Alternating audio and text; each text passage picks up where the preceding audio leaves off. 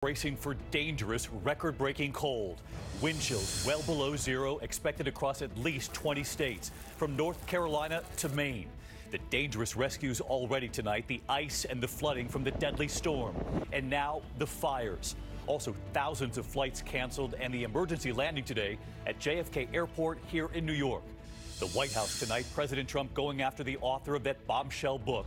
Tonight, the author says he spoke to multiple members of the president's inner circle. He says they told him the president is like a child. He does not read, he does not listen. Late today, the fire, the arson investigation at the home of one of Roy Moore's accusers. She spoke out, and tonight authorities are now speaking to a person of interest in that fire. Also developing the Pulse nightclub shooting and what the wife of the shooter now reveals. The health scare for Alex Trebek, why he'll be off the air. And if you own an iPhone, a Mac, a PC, a major security flaw, and what authorities say you need to do right now. This is ABC World News Tonight with David Muir. Good evening, and it's great to have you with us here on a Friday night, and we begin with the new concern tonight, just as we begin the weekend. The dangerous, life-threatening cold now moving in some places, record-breaking cold. So much of the country already reeling from the deadly storm. Flooded streets right there along the Massachusetts coast, record-high waves in Boston, cars frozen tonight under several feet of water in Revere. Fierce winds fueling a fire in Newark, New Jersey, a tough battle for firefighters there. And a very cold night ahead. Authorities are warning, take these temperatures seriously. In fact, take a look tonight at the wind chills in the morning. It'll feel like 16 below in New York City, 26 below in Boston, 14 below in the nation's capital. It spreads right out into the country. And tonight, yet another concern, the fires fueled by the winds. Firefighters out in this frigid cold tonight, and ABC's Eva Pilgrim leads us off from Massachusetts. Tonight, millions chiseling out from a breathtaking nor'easter as record-breaking cold moves in. In Scituate, Massachusetts, residents assessing the damage, crews racing to clear roads. So just a few minutes ago, this entire street was all ice, kind of like this. In Winthrop, after the storm surge inundated streets, Holly and Tommy Schlichting rushing to get the water out of their basement. But as you can see, there's still lots of water pumping out, and hopefully get it all into the drains before tonight's high tide. Why is that? Because once the high tide comes in, there's no place for the water to go. Officials tonight say it was the highest tide ever recorded in Boston. If anyone wants to question global warming, just see where the flood zones are. Those zones didn't flood 30 years ago. Dozens of rescues along the Massachusetts coast. In Marshfield, a National Guard high water vehicle bringing people to safety. There was like cars outside almost completely underwater, and there was water coming in the back door. In Hull, a front end loader retrieving a woman from this front porch. In New York City, kids trudging back to school through the snow. Argio Benitez on Long Island. More than a foot of snow falling here in parts of Long Island. And take a look with our drone cam. There's just so much snow. And with these sub-zero wind chills, it's not melting anytime soon. Overnight, fire and ice in Newark, New Jersey, driven by high winds. That fire quickly spread to the two buildings to the left of the original fire building and also across the street. At least 2 firefighters injured. The storm taking at least 8 lives, including a 13-year-old girl killed by carbon monoxide poisoning at this apartment building in Perth Amboy. And Eva Pilgrim with us tonight from Winthrop, Massachusetts. Eva, we can see all of that ice there behind you right up from the harbor. The wind howling tonight, as you told us, and now the concern over these plummeting temperatures. That's right, David. The wind has been howling all day. These gusts have been 40 miles an hour here, and that's been happening all day long. This wind is bringing in that cold. This is the 11th straight day of below freezing temperatures. Tonight, it will feel like 25 degrees below zero. That is frigid. And in temperatures like this, you can get frostbite in under half an hour, David. All right, get back in the car tonight with the crew. Eva Pilgrim, our thanks to you leading us off tonight. And remember your neighbors as we head into this weekend. Also, temperatures as they plummet, turning the Hudson River and so many other rivers into ice, shutting down key shipping channels where so much of the heating oil gets to where it needs to go. ABC's Adrian Bankert on board a Coast Guard icebreaker just north of New York City, reporting in earlier.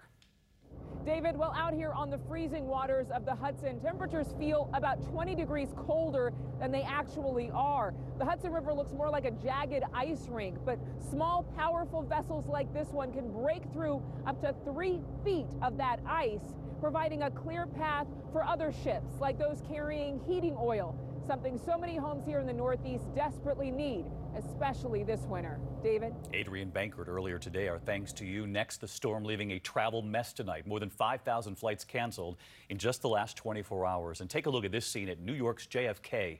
Firefighting equipment on the snowy tarmac there as an American Airlines flight made an emergency landing because of an engine problem.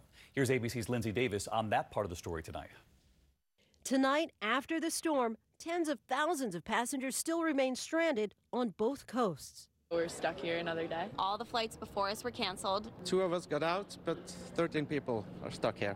At New York's LaGuardia, the Thurston family has battled cancellations for their flight to Aruba since Wednesday. Now we're just booked for tonight's flight, but they had to break us all up, so each parent is flying the children individually, which we don't know how that's going to go, but right now we're taking our chances. With New York's big 3 airports shut down for most of the day on Thursday, more than 4,300 flights were canceled, and dozens of international flights to New York and Boston had to divert to other airports. This Singapore A380 had to land at Stewart Air Force Base in New York. And 31 flights diverted to Washington's Dulles Airport. We didn't have anywhere to go. No one, our airport just ditched us. Some passengers trapped on the tarmac for hours as planes tried to find gates. Some flights that managed to make it out today faced other problems. This American Airlines flight from JFK to Cancun forced to make an emergency landing in the cold after takeoff due to an engine-related issue. Lindsay Davis back with us tonight. And Lindsay, you were telling us some signs of life again at LaGuardia, but there are still other airports tonight that remain closed. That's right, David. Things are finally starting to get back to normal here at LaGuardia, but still more than 200 flights were canceled here today. But let's talk about Charleston, South Carolina. That airport remains closed. They got about 5 inches of snow, but they're just not equipped to handle it. The FAA says they may not reopen until Monday night, David. Wow, Monday night. All right, Lindsay, our thanks to you. Let's get right back to Ginger Zee tonight. In this cold, we cannot underscore just how dangerous this is going to be. Dangerous because places like Poughkeepsie, New York, or Worcester, Massachusetts, it's going to be 10 minutes of exposure and you get frostbite tonight and tomorrow morning. That's how cold and how close those wind chill warnings are. You can see from Darlington, South Carolina to Augusta, Maine, we've got wind chill alerts, but there's a freeze warning as far south as Daytona Beach. Those are the wind chills Saturday morning. So tomorrow morning, what you're feeling like. Indianapolis, 16 below, same as New York City, 27 below, the feels like in Boston. Turn it around in the afternoon. You say it's got to get better. Not that much better. So it is not a day you want to be exposed. And here's the last thing for you.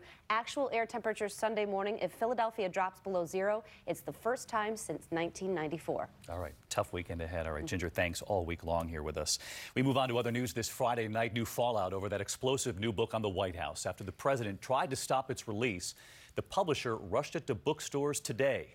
In the book, Steve Bannon turning on the president and his family. President Trump is tweeting about Bannon now, nicknaming him Sloppy Steve. The president is also going after the author of the bombshell book. Tonight, the author saying he spoke to multiple members of the president's inner circle. He says they told him the president is like a child. He does not read. He does not listen. Here's ABC senior White House correspondent Cecilia Vega tonight. President Trump today headed off to Camp David for the weekend. As for questions, he wasn't having it. We're making America great again. Thank you. Thank you very much. The new book, Fire and Fury, taking his White House and it seems all of Washington by storm. At bookstores, long lines. Within hours, empty shelves. The president now lashing out at author Michael Wolff and former chief strategist Steve Bannon, a key voice in the book, quoted disparaging the president and his family. The president tweeting the book is full of lies, misrepresentations, and sources that don't exist. Look at this guy's past and watch what happens to him and Sloppy Steve. Wolff stands by every word and tells NBC News the president's inner circle thinks he is unfit for office. They all say he is like a child. And what they mean by that is he has a need for immediate gratification. It's all about him. They say he's a moron, an idiot. Let's remember, this man does not read, does not listen. Wolf paints a portrait of a mentally unstable man, saying the president often repeats the same stories every 3 minutes, and recently at Mar-a-Lago failed to recognize lifelong friends. I will quote Steve Bannon, he's lost it. These incidents not confirmed by ABC News, but the White House now forced to answer questions about the president's mental stability. It's disgraceful and laughable. If he was unfit, he probably wouldn't be sitting there. This is an incredibly strong and good leader. Their strategy to disparage Wolf as someone who had limited sources and limited access. The president tweeting today, "I never spoke to him for book." But Wolf says whether or not the president realized it was for the book, they did spend about 3 hours together during the campaign and in the White House. So let's get to Cecilia Vega with us live tonight from the White House. And Cecilia, President Trump was hoping to start the new year boosted by victory on the tax cuts, but this book is now dominating the White House agenda for sure. Oh, it certainly is, and there is definitely a sense of outrage and frustration about that here, David. But this is a West Wing used to dealing with crisis, David, as one senior White House official told us, quote, "People expect us to be running around with our hair on fire, but it's hard to do that when it's already been burned off." Cecilia Vega with us for another week from the White House. We turn next here to new reporting tonight on the Russia investigation. Several reports now claiming that President Trump directed his White House counsel to tell Attorney General Jeff Sessions not to recuse himself in the Russia investigation.